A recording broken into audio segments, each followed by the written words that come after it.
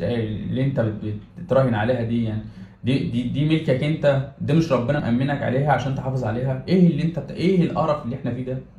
يعني بص انا هحط الفيديو عشان اتمنى انك انت يحصل لك مشكله عشان تبقى عبره لاي حد يعمل كده. اقسم بالله اتمنى انك انت يحصل لك مشكله عشان تبقى عبره لاي حد يحصل لك كده. هوريكم الفيديو، يعني حاجه صعبه جدا. هو هنا المفروض ان هو عمال زميله بيتاكد ان هو رابط عينه. الباشا اول حاجه يشوف انفكشن كنترول، راح يحط السن في بقه، مصدر العدوى رابط الوريد رباط جامد جدا. يا باشا ما فيش حاجه اسمها كده، ما فيش حاجه اسمها ان انا اخش رهان على ان انا اركب كانولا وانا مغمض عينيا. يا ريتك جبتها من الاول اصلا. يعني انت شوف، قاعد يشك مره ما جابتش، راجع تاني. طب انت لما بتسحب كده المفروض ان انا بسحب بشوف انا بعينيا اشوف جاب الدم ولا لا.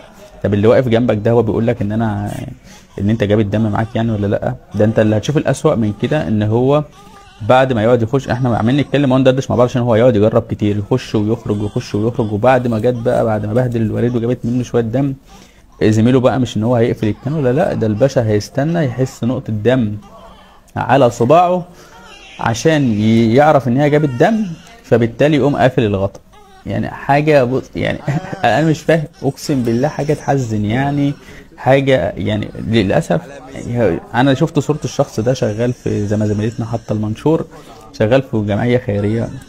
ايه الهبل انا اتمنى ان هو يتحاسب، واتمنى ان حد يعمل فيه مشكله. الباشا مستني تجيب دم على صباعه عشان هو مش ساحر ومغمض عينيه، لا هو ساحر ومغمض عينيه عشان يحس نقطه الدم. قمه الاستخفاف والاستهوان ان انا اجازف بروح عيان وراهن عليها. احنا ربنا مأمنا على ارواح ولاد الناس.